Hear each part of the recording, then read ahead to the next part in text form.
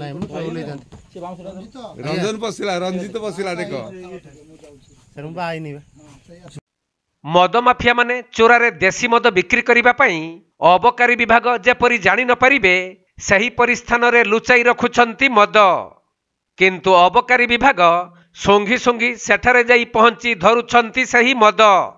ଦେଖୁନାହାନ୍ତି ଦେଶୀ ମଦ ତିଆରି କରୁଥିବା ମାଫିଆ ମାନେ ପରିତ୍ୟକ୍ତ କୂଅ ଓ ଜଙ୍ଗଲିଆ ସ୍ଥାନରେ ମଦ ସବୁ ରଖିଥିବା ବେଳେ କୌଣସି ସୂତ୍ରରୁ ଖବର ପାଇ ଯାଇଥିଲେ ଅବକାରୀ ବିଭାଗର କର୍ମଚାରୀ। ପରେ କଟକ ଜିଲ୍ଲା ଅବକାରୀ ଅଧୀକ୍ଷକଙ୍କ ନିର୍ଦ୍ଦେଶ କ୍ରମେ ଆଠଗଡ଼ ନରସିଂହପୁର ଓ ବାଙ୍କୀ ଅଞ୍ଚଳରେ ମିଳିତ ଭାବେ ଚଢ଼ାଉ କରି ଢେଗୁଆ ମାନପୁର ଏବଂ ମାଣିଆବନ୍ଧ ଅଞ୍ଚଳରେ 9310 ଲିଟର ପୁଚ ନଷ୍ଟ କରିବା ସହିତ 945 ଲିଟର ଦେଶୀ ମଦକୁ ଜବତ କରିଛନ୍ତି।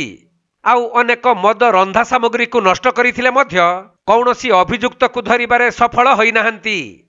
ସେପଟେ ବାଙ୍କୀ ଟାଉନର ବିଭିନ୍ନ ଗଳିକନ୍ଦି ଠାରୁ ଆରମ୍ଭ କରି ସେହି ଅଞ୍ଚଳରେ ବହୁଳ ପରିମାଣରେ ଦେଶୀ ମଦ ବିକ୍ରି ଚାଲିଛି। ତେଣୁ ଗୋପାଳପୁର, ରଗଡ଼ି, ଢଁସର, ତୁଳସୀପୁର ଓ ନରଗାଙ୍ଗ ଅଞ୍ଚଳରେ ଚଢ଼ାଉ କରିବା ପାଇଁ ଜନସାଧାରଣରେ ଦାବି ହେଉଛି।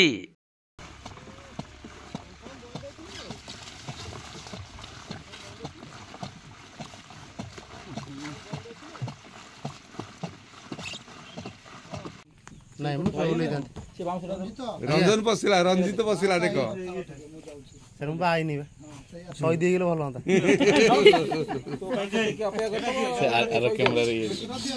ନାଇଁ ହବ ହବ ସେ ଏଥିରେ ଖାଲି ଦେଇଦଉନ ସେ କୋରଡ଼ରେ ହାତ ଦିଅ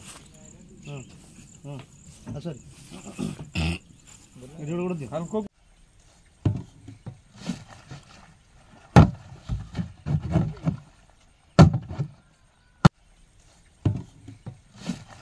कटक जिला प्रतिनिधि राजेश कुमार साहू रिपोर्ट, कोणार्क लाइव।